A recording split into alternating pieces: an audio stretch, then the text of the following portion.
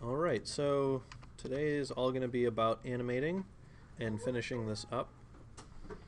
So if we check out where we left off, and I click render, this is where we're at. Now it's not all that exciting, but obviously with more time we could add more objects and all that fun stuff. So let's just go over what I did after class real quick. So on our ground plane we'll see that I added some like hills and stuff. If we kind of jump around, you can see that there's a little bit of a terrain, which is kind of a cool effect. I created this using a displacer deformer. The displacer deformer can be found under the deformers menu with all the other fun things in here, which are of great use. We'll touch on some of these later. And then in this displacer deformer, it has a height parameter, which is how tall or not tall things can bulge or be moved. And then in this shading tab, I click the little twirl down, and in here, this twirl down, we're familiar with this from when we were UV mapping and we used the checkerboard, but I added in a noise. And in this noise, it just gives us kind of like a sort of a gradient-y kind of effect. Similar to Photoshop, there is the generate clouds, or if you are an After Effects user, the effect fractal noise. So just some other things maybe to compare it to if you're familiar with those. If not, no biggie. The cool thing about all these different deformers is if you're curious about what one of them does, you can always right click and we can click show help. And again, this documentation, as boring as it sounds, reading stuff, this is largely how I figured a lot of this stuff out. Sorry, reading? Yeah, reading. Like, like spelling out spelling out words in your head, and then, understanding the sentences that they make.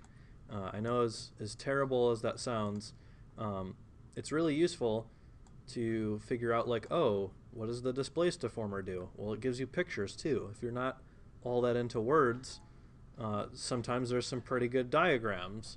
So would you look at that? But the cool thing about the documentation is there is a tab and a button for all of the different settings. So if we look here, it says object, shading, fall off, refresh, object, shading, fall off, refresh. You can look at every single button, and these all have their own sections, and this is applicable to anything in this dang program. There is a whole lot, as we can see on this menu on the left. But if you do right click and show help, it will open it up exactly to where you were, which is great.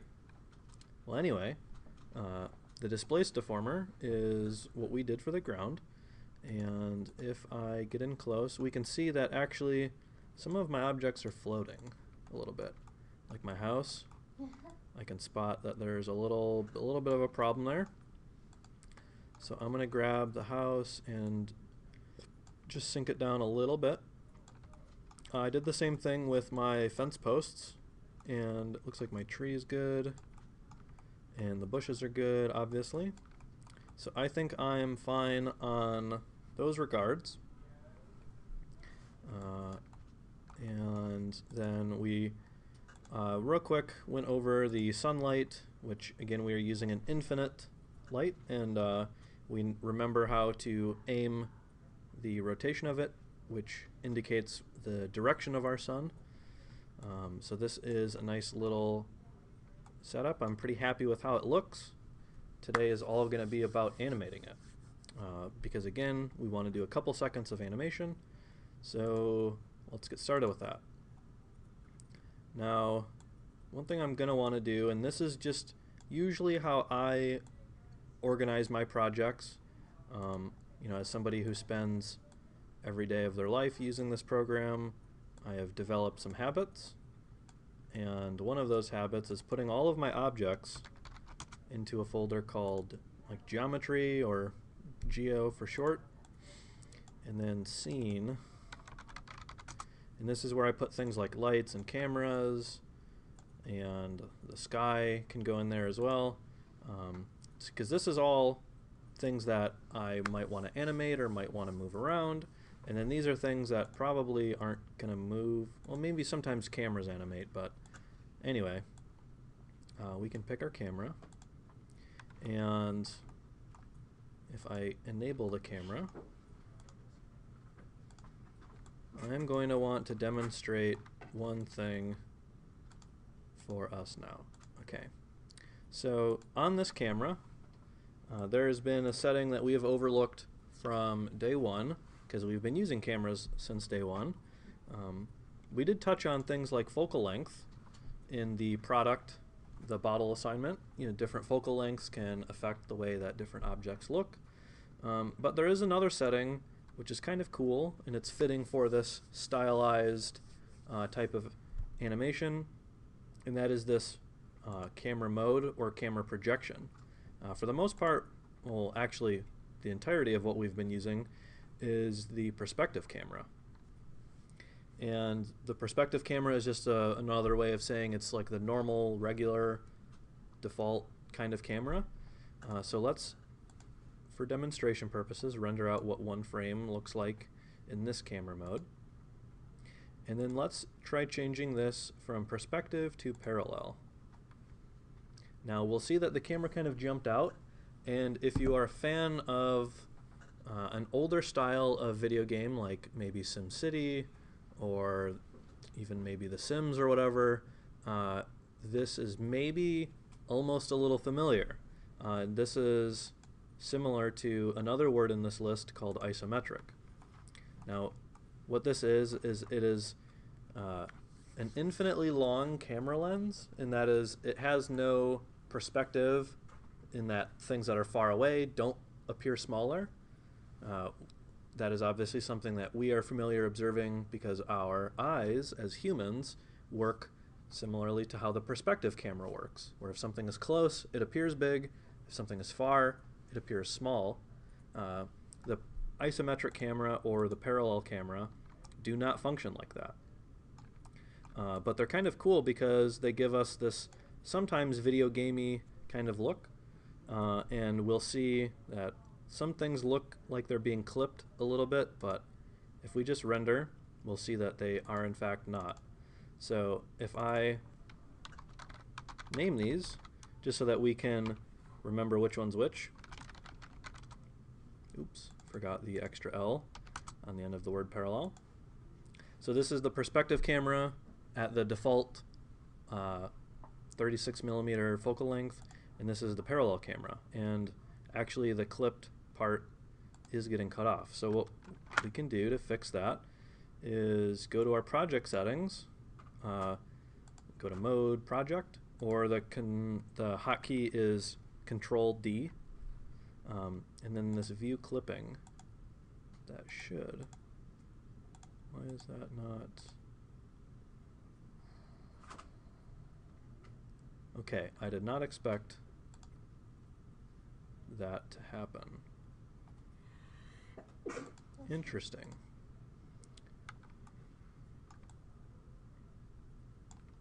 Huh. You never know what you're going to encounter in a live presentation, because the isometric camera you can't rotate, but it looks more correct. So let's grab everything and rotate it.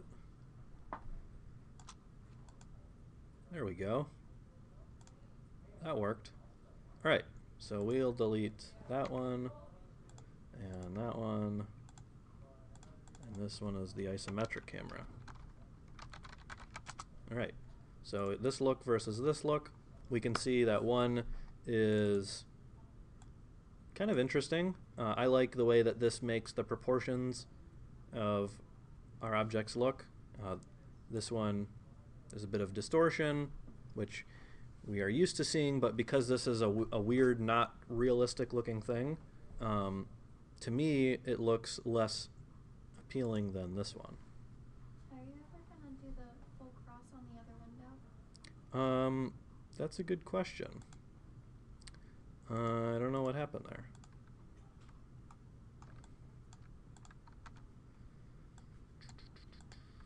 Window.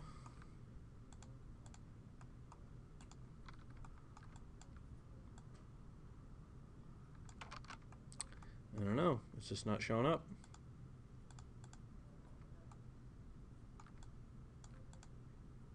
Oh. Things weren't grouped right.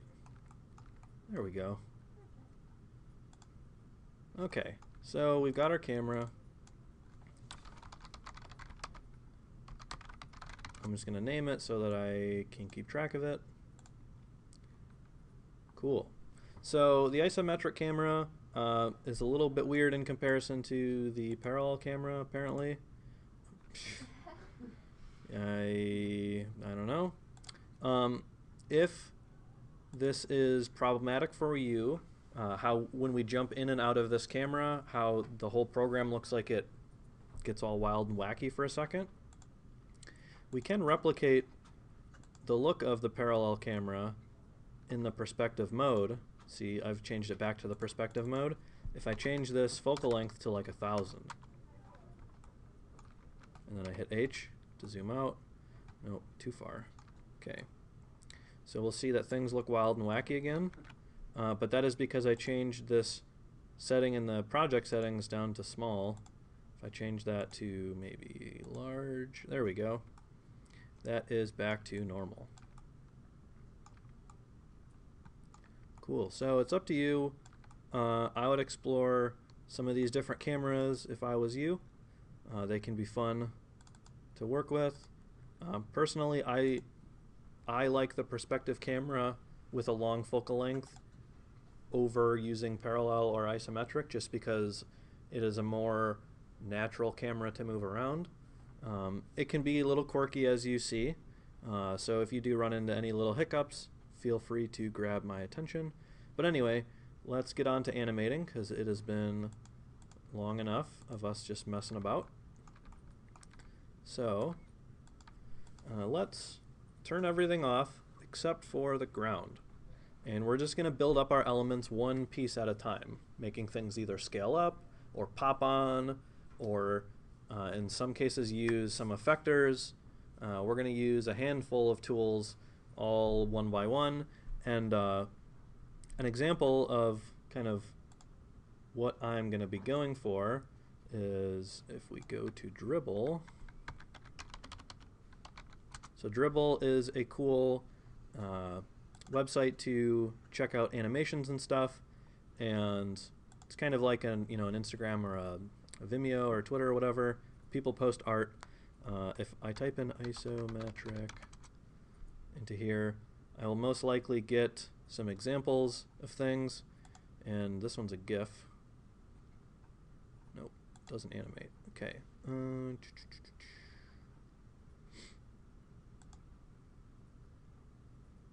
Cool. So I'm not signed in, so that's going to be a little annoying. But let's see if we find one that can play. Nope, doesn't look like it. Well, whatever. This is a cool website to be a part of. It is also really good reference for this style of animation, but we can live without it. Basically, we're going to go for something like kind of cutesy and fun, lighthearted in terms of how all of these elements pop on. I'm going to be trying to inject a lot of like life and energy into these pieces, so big exaggerated movements are going to be what I'm going for. So like I said, we're going to build up everything one block at a time, so let's start with the ground.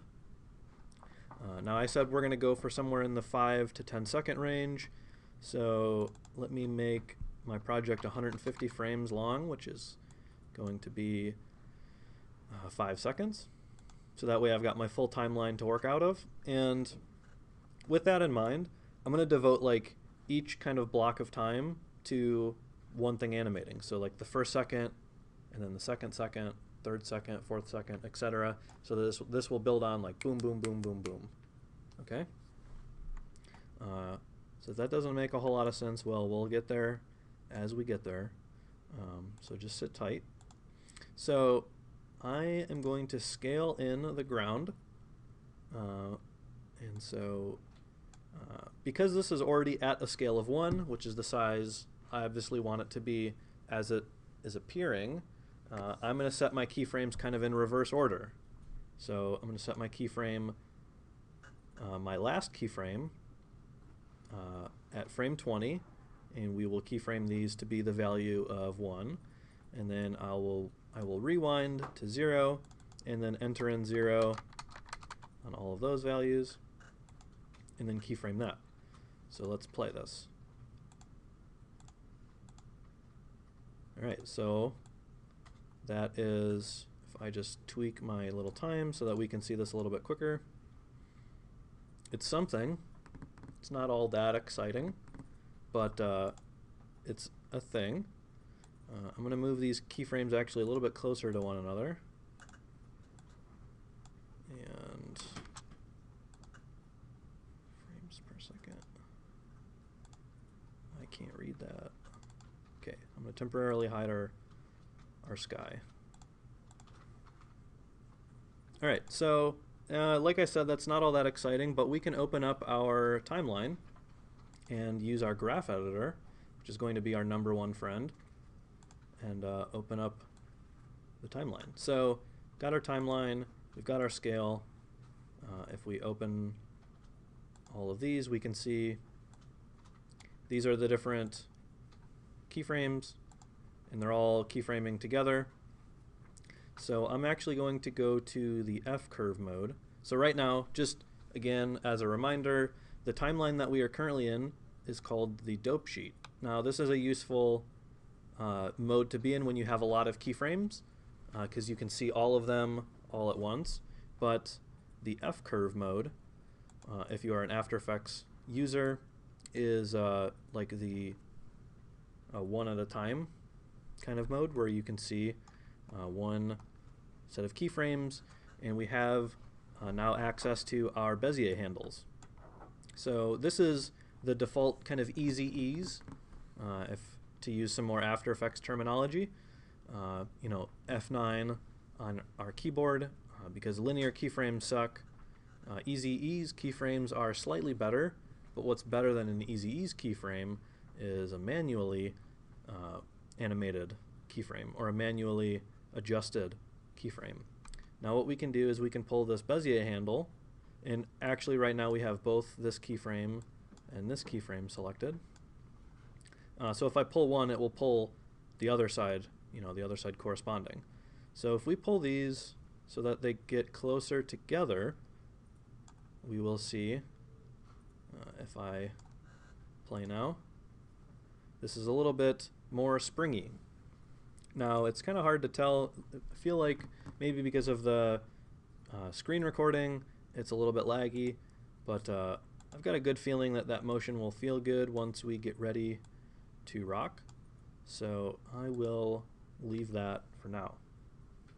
So we've got our first keyframe, and now that we've got our ground popped up, I'm thinking of maybe adding a bit of rotation in as well. So maybe it like whoosh as it comes in, and it settles at 0 degrees. So as we do this, I'm just going to try minus 45 degrees. Now a lot of this might sound like, why do you pick that number? But it's just instinct. I've been keyframing things for a while, so I've got a pretty good basis on my instincts, but you guys will build that up over time. But you have to, you know, put in the work yourself. And I will just tell you as a basis what I'm doing on each step. So usually when we graph edit one set of keyframes, we probably want to graph edit the other set of keyframes. So I'm going to pull this one as well. And then we'll play this. And that looks pretty cool. I'm actually going to go the other way. So instead of minus 45 over here, I'm going to go positive 45. Because I realize I spun it in the wrong direction. So, all right, that's going to be cool. Yeah, I'm going to like that. So we can now move on to the next step, which I would imagine was probably going to be the house. Because now that the ground is popped up, we can animate the house. So let's turn that back on, get ready to do its thing. So how am I going to want to animate on the house? Well, I'm going to want to make sure that I don't see the house before the ground pops up. It's going to be a good first step. So I'm going to make sure that I start my animation somewhere kind of around kind of the middle point here where the ground is popping through. And I think for the other one I did a scale keyframe and a rotation keyframe. I think I'm going to do a scale keyframe and the Y position keyframe. So it kind of like springs up through the ground like it's sprouting up out of the floor. So let's just set some random keyframe at the end, because this is where we are going to want it to remain, you know, once it's in and ready. Again, a lot of our keyframing is going to be kind of done in reverse, quote unquote, for this technique. And I'll rewind back about here maybe. So we'll take the house down and then scale it down to 0. So we see all my yellow keyframe dots. Again, I'm going to want to click all of these to make sure that these are all red. And let's try playing through this now. So our ground pops in and then our house. Cool. So our house is going to need some graph editing love. Again, I'm in the F-curve mode right now. And we can see if I select all of these, it is a little hard to tell kind of what's going on. Because these scale keyframes, if I look on the axis on the left, it's going from 0 to 1, whereas the Y position is going from minus, I don't know, 30 something to positive 30 something. So just the axes of these two graphs are really weird when viewed together. So that's why the scale graphs look very small in comparison. But don't fret. We can select them all and do kind of the same thing where we pull the sides. Now, if you are used to After Effects' graph editor, where when you're pulling this handle and you want it to remain flat, in After Effects you would hold Shift, in Cinema you hold Control. It's just weird, but we can see that instead of it, you know, being maybe angled a bit, if I was off, if I hold Control, we see that it's pulled nice and horizontally. So let's see what that looks like. Cool. So the house is not too bad, but I'm going to try to add a little something to it. I don't do this a ton, so we're going to save before in case I screw it up. But we're going to work with another effector, and it is called the Jiggle Deformer. The Jiggle Deformer, as you might guess, makes things look wobbly sometimes. So let's give this a shot. Make sure that the Jiggle Deformer is a child of the house group. And let's just see what this works, or let's just see what this looks like. Nope. Okay, so let's try to make it a child of the house. All right. Well, it did something. It definitely makes the house look, you know, wobbly, wibbly, wobbly, fun. But it is kind of collapsing the roof. So let's see if the stiffness parameter helps bring that back. All right. It took it a little bit too far. So let's see. I think the on stopped button is what I want, actually.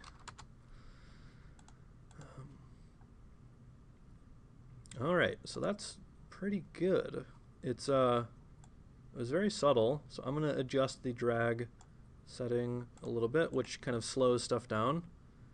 And if we zoom in, we'll see there's just a little something on that house. Just a little, you know, it's like the final little bit of seasoning on a nice meal. So I think I'm going to be pretty happy with that.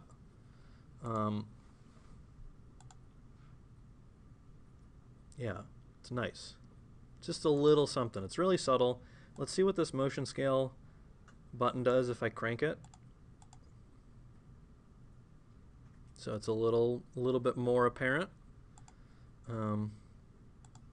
If I make the details group, right now the details group is the things like the chimney, the windows, the door, etc. They aren't actually children of the house object, which is being influenced by the jiggle deformer, so I suspect that the details group is not being impacted as well. And so doing so loses a handful of those objects, which is not what we want.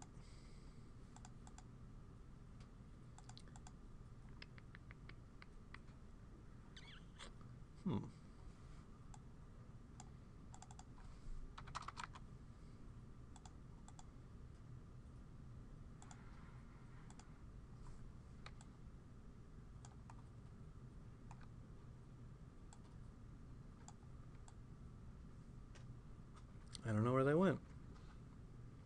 They went somewhere. All right, maybe we won't do that.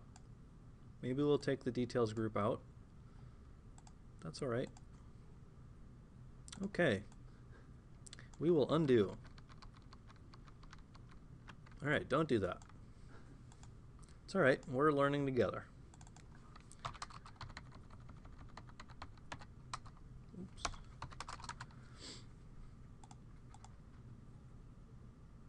All right, that's fine with me. I'm cool with it. Again, this is something that I would maybe want to read the documentation on a little bit, but I unfortunately cannot do that live in a recorded video for you guys. I would not want to put you all through that. So let's get on to the next thing. I'm pretty happy with the house. I might go back in the end and do a little bit of a rotation. Ooh, boy, that is something. Yeah, I don't know, that's something. All right. Well, anyway, let's move on to the pine tree. No, I lied. Let's do the fence. All right, so the last two ones we animated just by doing essentially position, scale, rotation keyframes, just because those are the most basic, most straightforward types of keyframes.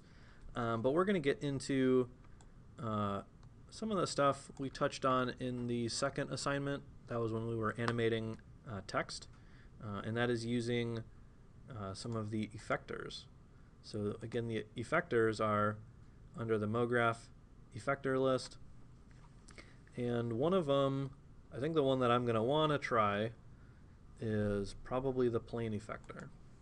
Now, what I kind of want to do for this row of fence posts is kind of get them to pop up sort of in a line, like do do do do do do do, kind of, with that sound effect. So let's see if we can figure that out. All right, so I need to make my plane effector part of this group. And as we recall, the plane effector can just move stuff around. But we have to make sure that it is influencing our cloner, which it is not currently.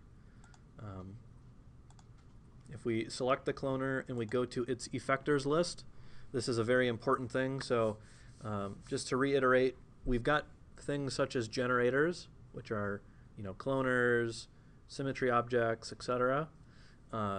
Those will usually have a slot, this case, the effectors slot, which is the list of what can or can't interact with them. Because you might have a very complicated scene where you want some things to interact, but not other things to interact. So this is the menu that we do that.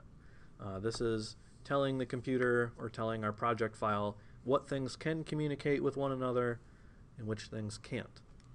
So right now, we are looking at the list of, on the cloner, we're looking at the list of things that it can talk to, and the plane effector that we just made is not in this list. It is being excluded. So thankfully we can just drag and drop it down into there, and we see that it just made all the fence posts shoot up into the air. Well, why would it do that? It would be because the plane effector has this parameter. It has got the position checked on, and the Y position is set to positive 100 units. So it's making all of these things go up 100 units into the air. And that's not what we want. We want them to actually go downwards so that they can hide below the ground. But what about when the plane isn't there? That's a good question.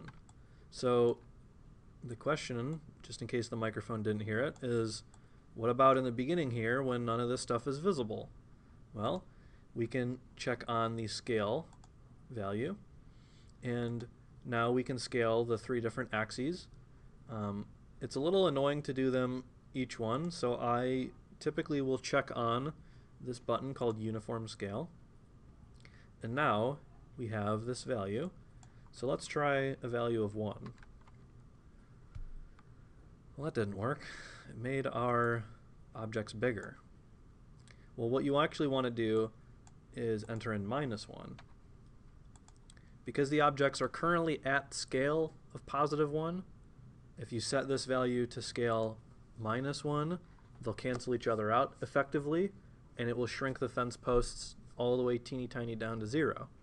So that makes the fence posts go down to the ground and shrink down to 0. But you're probably like, well, we could have just like scaled it and moved it, right? You're right. We could have just taken the cloner and used the position and scale values, but because Cinema 4D is awesome and we have these fantastic MoGraph tools at our disposal, we have this setting over here called fall off. Now, just like when we were doing the title assignment and we wanted to animate things in letter by letter, like you know, coming in across the screen, we can do that same thing with these fence posts using fall off. So right now it's set to infinite, and that means that all of the fence posts are being affected the same amount uniformly, but we can change this to other different shapes, such as box, or I'm going to try linear. And upon us changing it to the linear setting, we see these colored shapes pop up.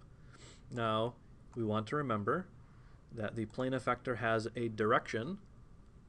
Again, that direction parameter, or orientation, if you will, is set to +z, which is this blue arrow. Remember, down on our little compass, the +z direction is currently pointing this way. So that is why this arrow is pointing in this direction. So if we pull it over here, like so, this side is one end of the fall off, and this is the other end of the fall off. Right now, this means that because of the way that the direction is pointing, we're outside of its boundary on this side, but on this side of its boundary, we are fully within its control, for lack of a better term.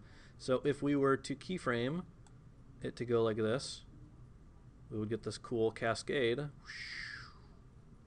with a sound effect.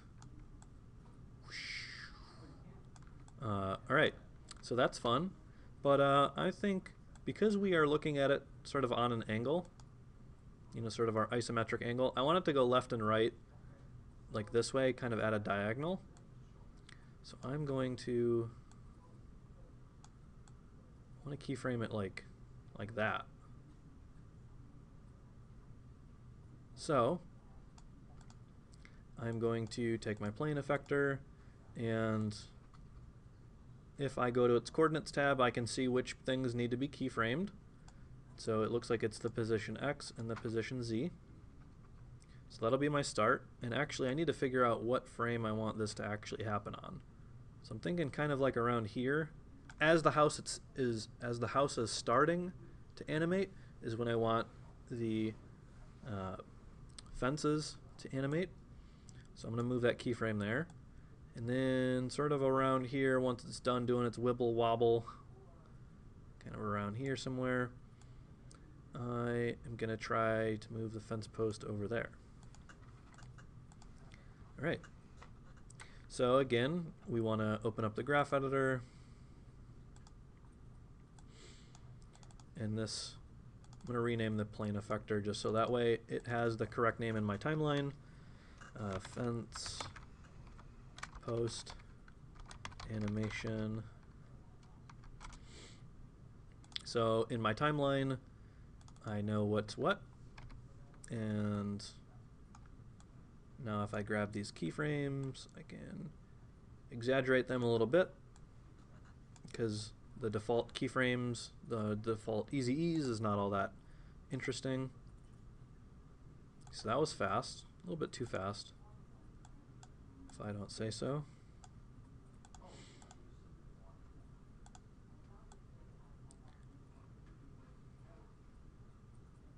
So we're gonna edit that a little bit, slow it down some.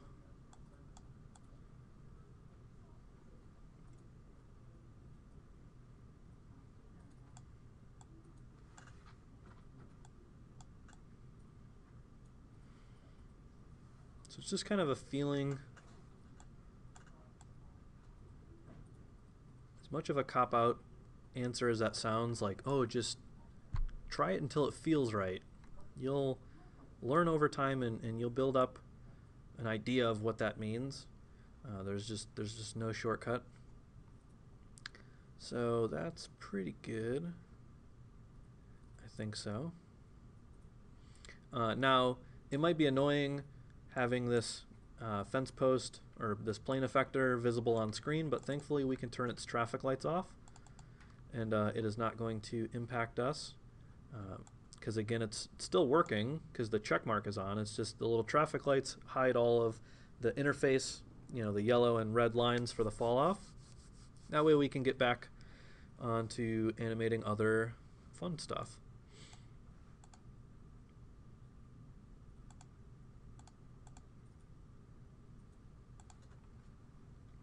Alright, so now that we've got the fence and the house popped on, let's do the shrubs.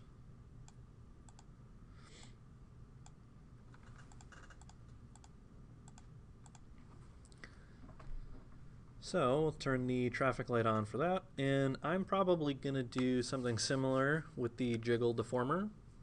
I mean, it worked pretty well for the house, and the bushes are close to the house, so I figure why not.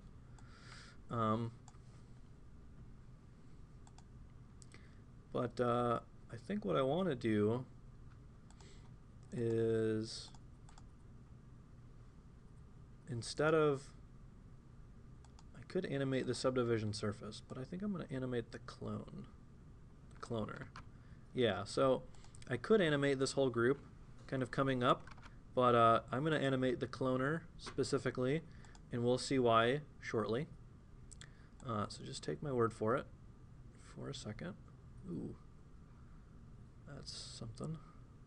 Anyway, so I think right around here is going to be a good spot. So again, I want to do my position keyframe at the end, and then we'll rewind this a bit, notch that one down.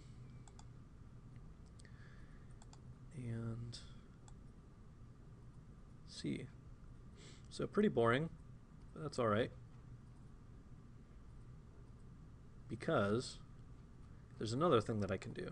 Now, as we recall, the bush is being made out of a sphere that is being cloned a handful of times, and then all of those spheres are being lumped together into this meta ball. There's a handful of ways that I could animate this meta ball. One of them could be making the thing kind of come to life, like it's growing maybe. This is kind of a cool effect. If we kind of imagine something like that, it growing into shape. I also could do the radius value of the sphere itself. So if I go a little bit slower, something like that's not too bad. It's kind of interesting look. So I'm going to try that out. So just to make sure that my keyframes are at the same time, I'm just double checking which frame. So it looks like frame 35 and 55. On this one I'm going to put down to 0. And so if we bring that up, I actually might need to tweak that a little bit. So it's subtle, but we can always graph edit this a bit.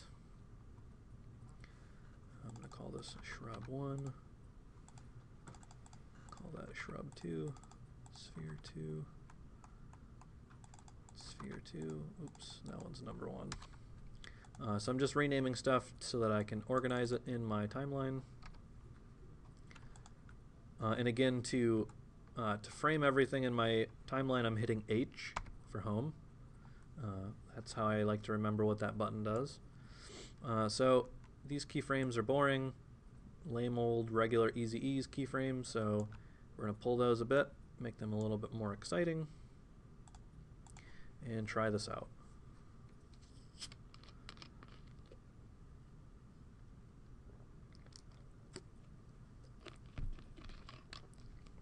So not all that wild, but I think one thing that might help, ooh, hello. Some weird things can happen with the house and the jiggle deformer if you scrub through the timeline as opposed to letting it play. So side note for that, don't worry if you see some weirdness. But what I was going to explain is the idea of offsetting animation. Now this is one of those principles of animation.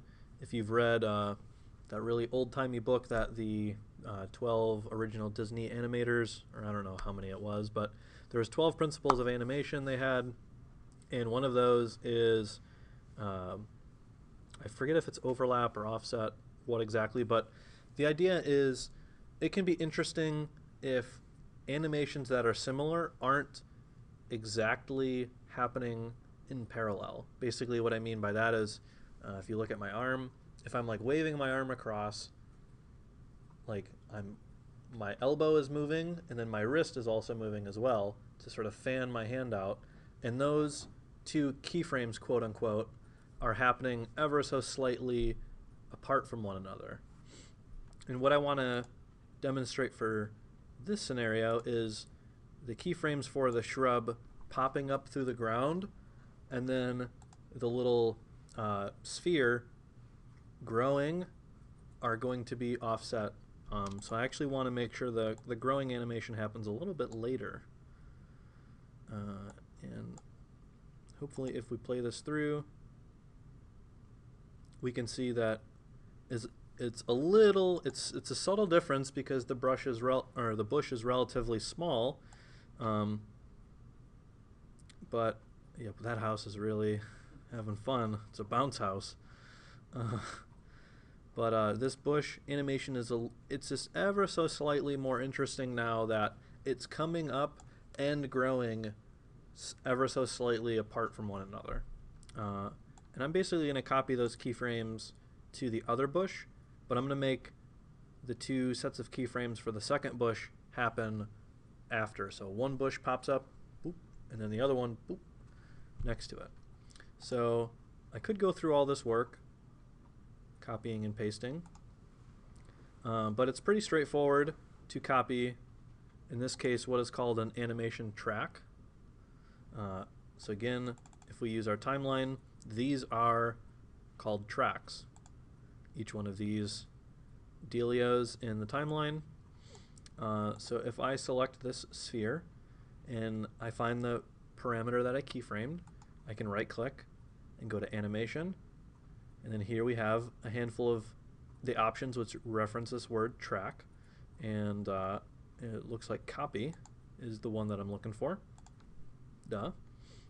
And then I can go over to the other sphere and find that same parameter and then go to animation and then click paste track. Now when it pastes, it is going to do so in a way that the keyframes occupy the exact same time, which is probably the behavior you want for the default action, but again, we're going to offset those. So I'm going to go ahead and do the same thing for the Y position on the shrub. So I'm copying the track and then pasting the track. So these keyframes all here represent the second bush. And it looks like I need to tweak it a bit.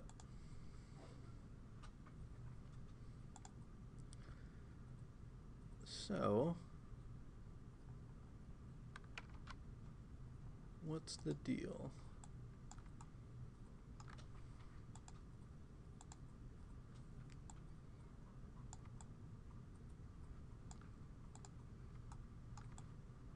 Is it just turned off, the traffic light there?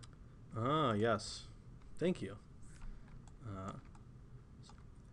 I was informed that the traffic light for this bush was off, which it very much was. That would have confused me for a minute. But that's okay. I'm a human. Sometimes stuff happens. And like I said, we're going to offset the animation for this second bush. So we'll just slide that one over a bit like that and just see what this looks like. So that's not too shabby. I'm okay with that. I am going to hide these random effectors though, because they're now starting to pop into my view and get in the way. So that's quite nice. But I think I'm going to try to add, I'm going to see if I can add the jiggle deformer to these like I did on the house.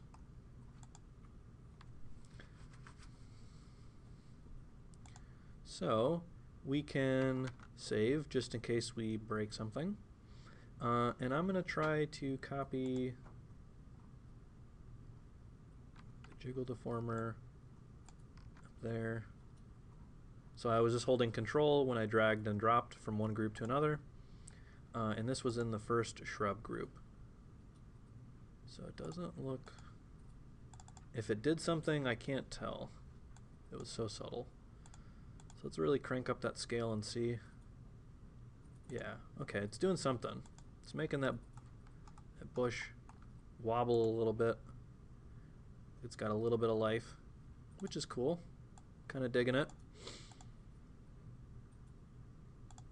So I'm going to try the same thing over on the second shrub, and we will see what that looks like now. Alright, cool. I'm pleased with it. And let's now, we're coming up, we're not quite at an hour, but we're getting close, so let's try to finish strong here with the pine tree. So we'll turn on our pine tree. Ooh boy, hello.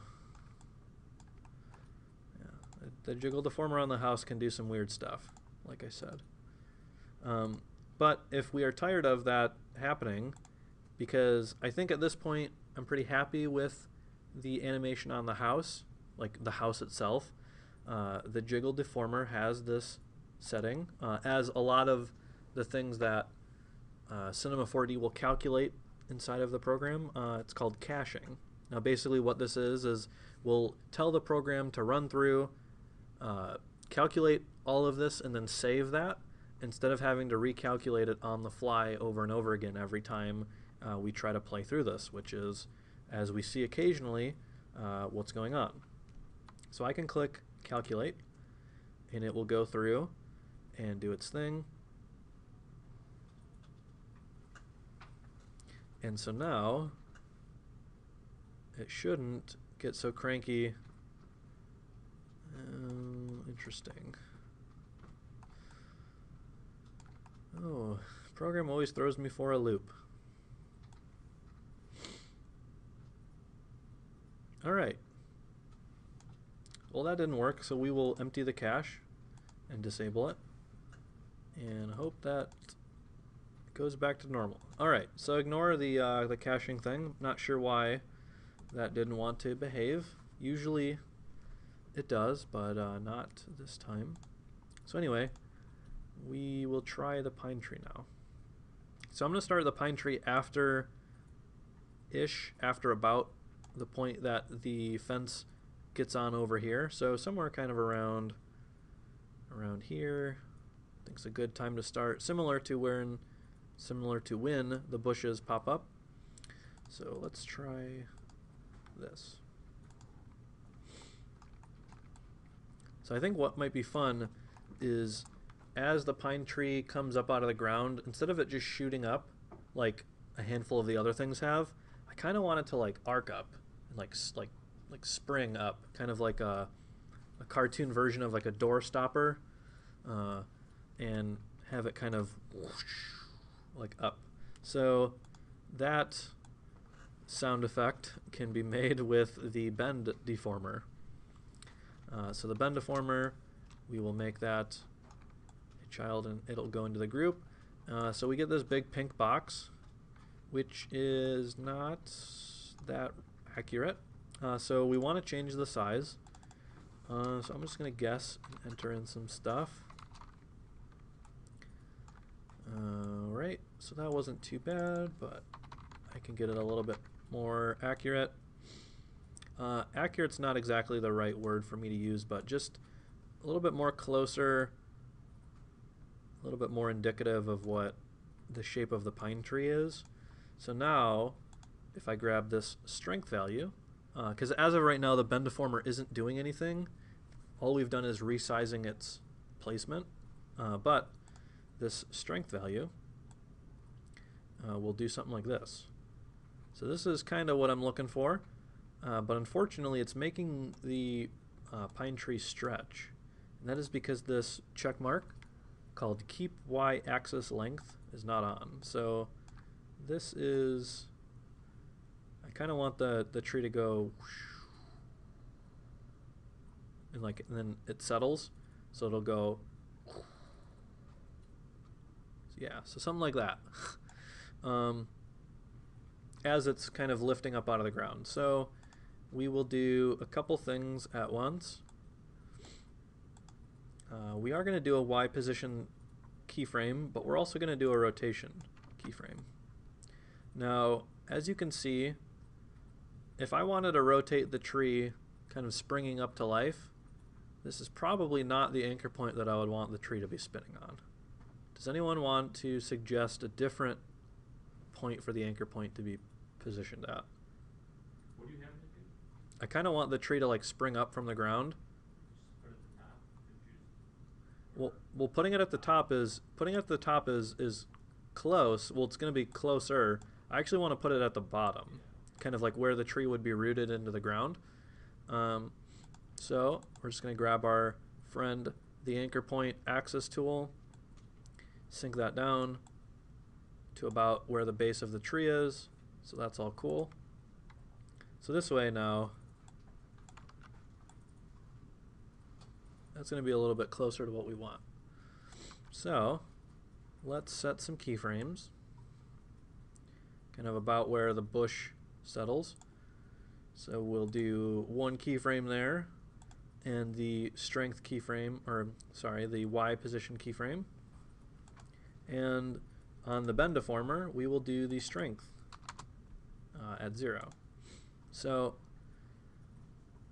let's rewind a bit until we want this to begin, so somewhere kind of around here. So we'll do 90 on the strength, and then sink that down a bit, and sink that down a bit, and sink that down a little bit further. So this way, if we're viewing it, the tree will kind of like spring up out of the ground, all cartoony like. So that's cool. It's going to get us somewhere. As you maybe can imagine, these keyframes aren't going to be super interesting to me. So I'm going to want to graph edit these a bit. So I'm going to select them all, pull them a bit. So there's a little bit more energy to it. Let's try checking that out again.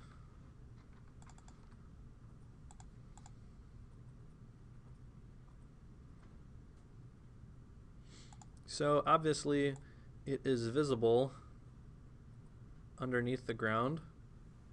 So that's not cool. That's actually going to complicate stuff, I think. But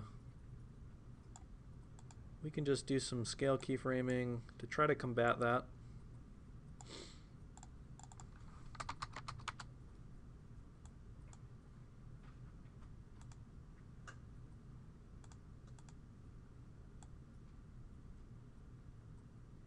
All right, so that's something, but the tree is coming up out of the ground, but it's not really like overshooting, kind of wobbling more than it ought to. So how do we do that? Well, we can do it a handful of ways, but I'm probably just going to do it by hand, and I will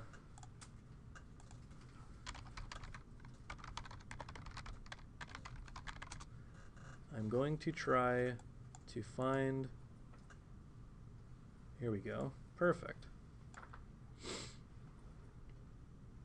This is exactly the demonstration that I wanted to find. So as we imagine our first big keyframe, this is called like decay, this idea.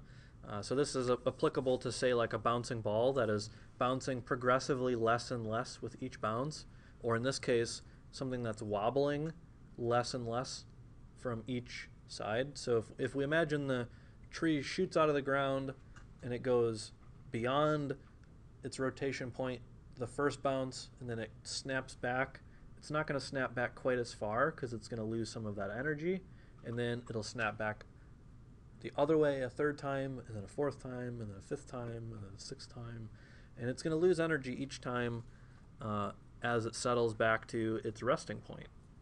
So this is a big curve, and then a slightly smaller curve, and then an even smaller curve, and then a teeny tiny curve, and then no curve, more or less. This is another way to visualize that. So if that doesn't make a whole lot of sense, let's just get in and do it. So here's our big curve. We're going from minus 90 or positive 90, sorry, as our axis indicates, to 0. And we know that we actually want on this first bounce to overshoot. So let's make another keyframe, and we can make keyframes directly in the timeline by using the control and left click. So the graph on that is a little wonky. So what I can do, I want to break, yeah, so this is the button. So the right side of this keyframe, I don't want the handle to go all the way out here. I actually want to be able to control these independently, and the way to do that is to enable this button right here, which is called break tangents. So that means that this keyframe on this side can be pulled a little bit less, and then that way this one has a little bit of room to breathe.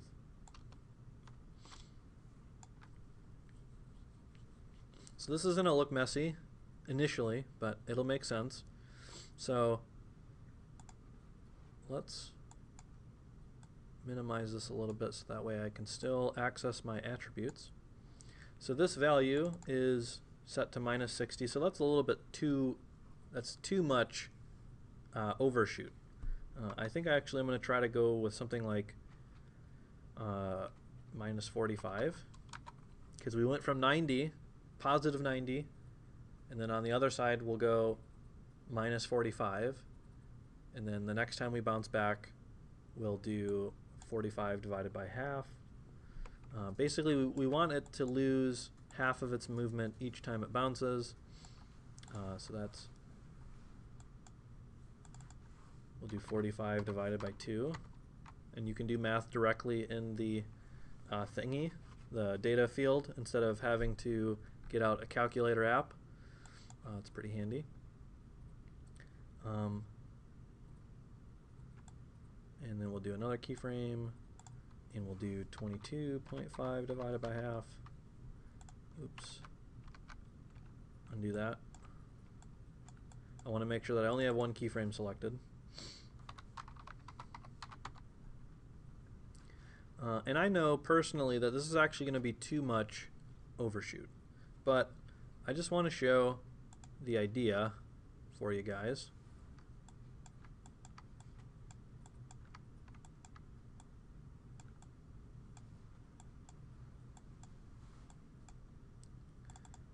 So that's 11.2.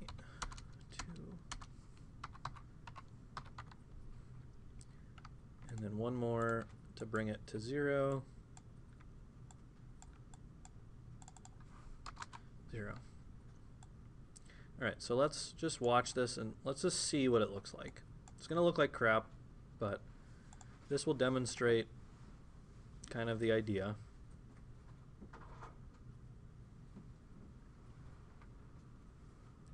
So it snapped up out of the ground, and then it kind of like pauses, and then it wobbles. So that first off looks weird, but that's because this keyframe right here is flattening out. If we remember our time, hopefully using the graph editor, if we have a keyframe that looks flat like this, it means that it is going to lose its speed and then go all the way down to 0 and then regain speed. Whereas in a movement like this, we would actually want this to continue quite naturally. So we're going to want to try to aim these keyframes something more along the lines of like this.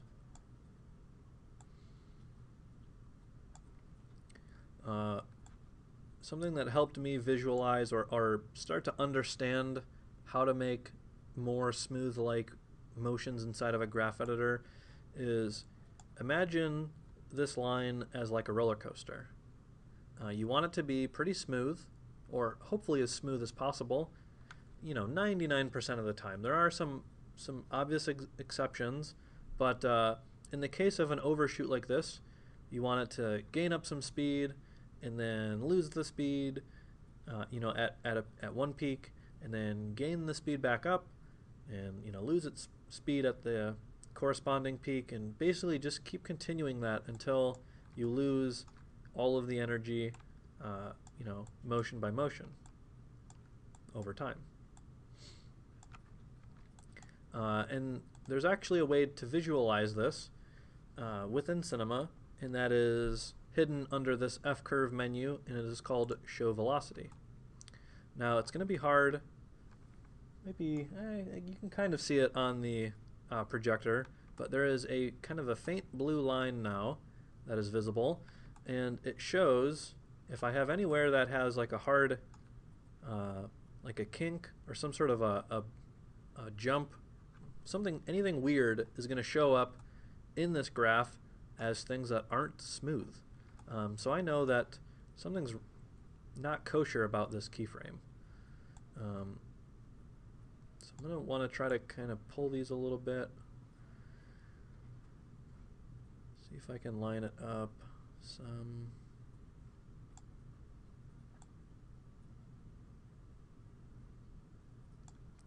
That looks a little bit better, but this keyframe could use some love.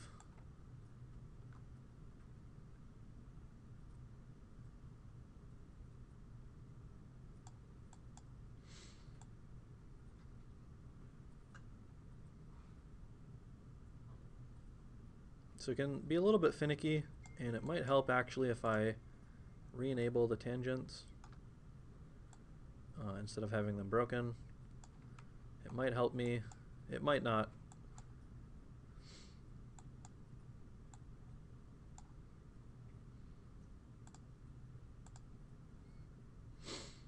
But that might be a little bit better. So let's just try seeing what that looks like. I like it. So it's better. It's not perfect. It's got a little bit of a drag, sort of on this first spring up.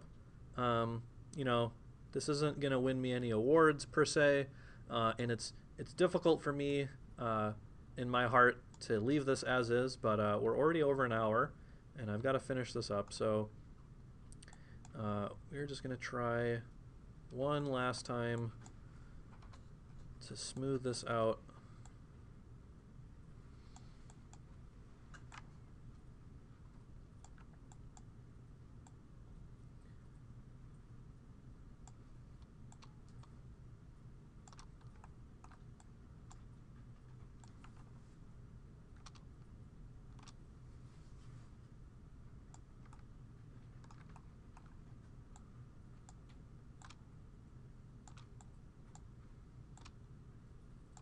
And however this looks, I will leave it, I promise, because I'm sure that this is probably pretty boring to sit through.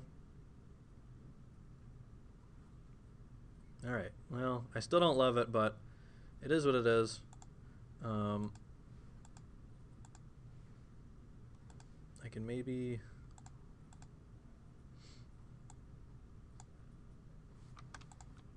try to move these keyframes left a bit.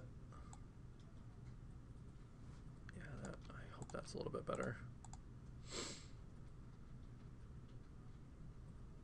Yeah, so this is a little bit more springy. It's at least better timed, the rotation of it as well as the bend.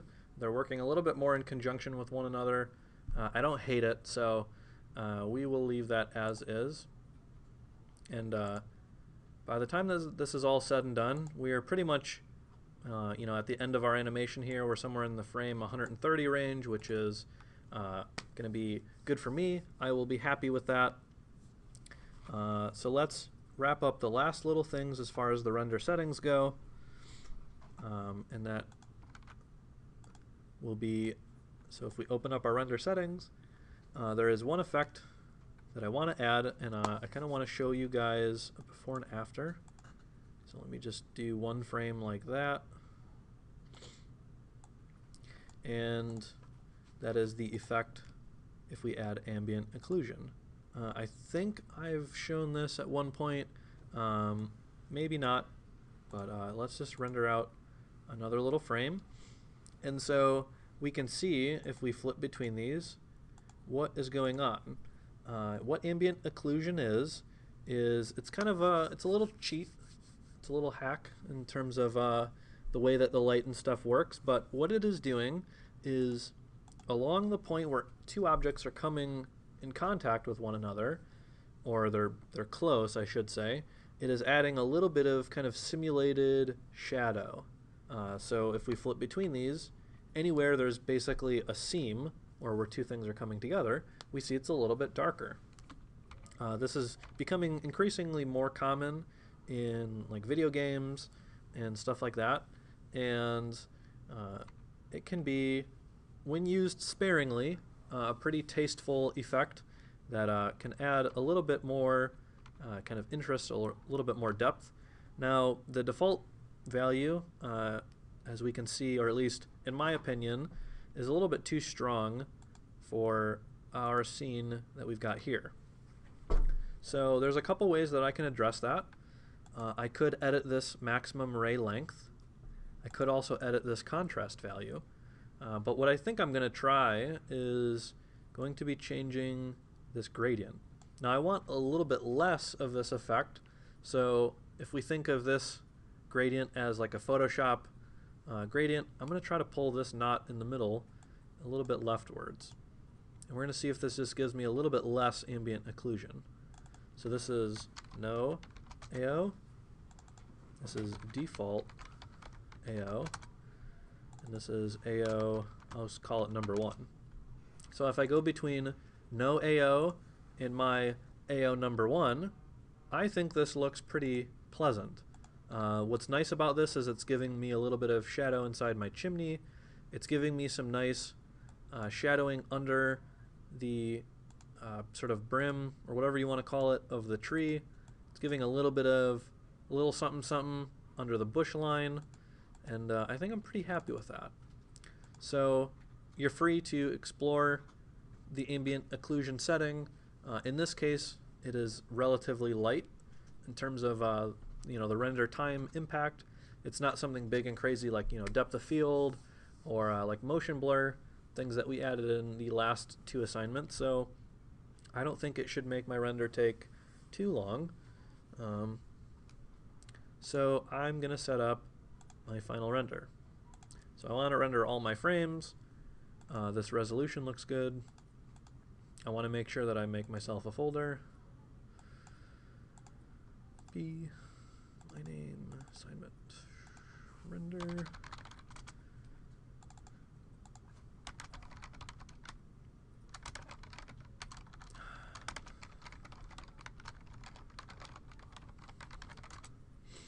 So that's all good. TIFF is fine. Whatever, I could change it to PNG or JPEG. We're going to turn it into a movie file anyway, so it's not the end of the world. Change our anti-aliasing to best, and the filter to animation. So that should be all good.